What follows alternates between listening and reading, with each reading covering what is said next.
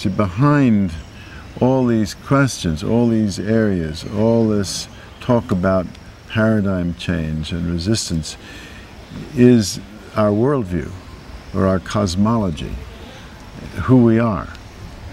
And so the relevance of what I do to that arena is that what I do is a kind of game breaker, because it tells us, wake up folks, things are different than you thought. That is, the Western worldview that I was raised in says that we are the top of the intellectual hierarchy in the cosmos, that any perception of God or intelligence is a projection of our own unconscious. I was raised to think that way as a Freudian, and that if people perceive other intelligences out there, then it's interpreted as some kind of psychological problem.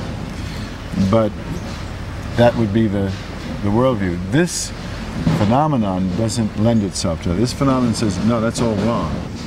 This phenomenon, if we take it seriously, which is to say that hundreds of thousands, if not millions, of human beings in the United States and around the world are being approached or being visited by some kind of intelligence. People call them alien because they're afraid of it. Beings of several sorts, but one type most prominently, 3.5 to 4 feet tall, with huge eyes, black eyes, blue eyes, and bald, large heads, thin bodies, often with a very high energy field around them, and that this is very real.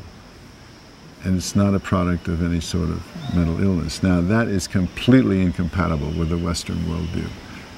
Not only does it show that there are other intelligence at work here, but they can show us that they have technological powers, they have intelligence, they have capabilities that we can't even begin to approach. So this is about as shattering a confrontation as the Western worldview could expect to have. So, in that sense, it's a game breaker.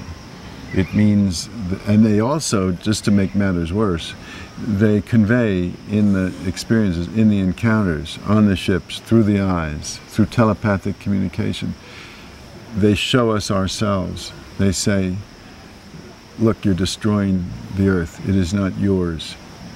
You have to stop this.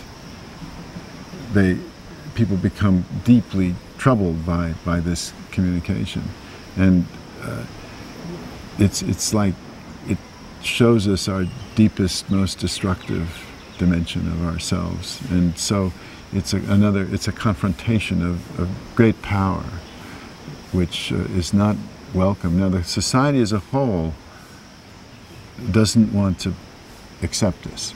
So they say, well, maybe it's psychological, or they attack me, or they, shoot the messenger, whatever.